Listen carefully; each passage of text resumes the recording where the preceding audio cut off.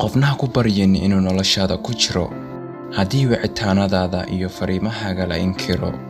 horey uga soco tani waxaa la yiraahdaa ixtiraamka nafsadaada runtii looma baahna inaad dadkaas ka daba carartid sababtoo ah qofka saxda ah kama carari doono waad ogtahay dadka saxda ah way ku jeclaanayaan wax kastoo dhaca dadkaas ayaana ah kuwa adiga ku garab joogi doona waqtiyada uu dhibka ku haysto dadkaas ayaa ah kuwa adiga ku wanaajin doona in badan waayo waxaad tahay ruux u qalma in la wanaajiyo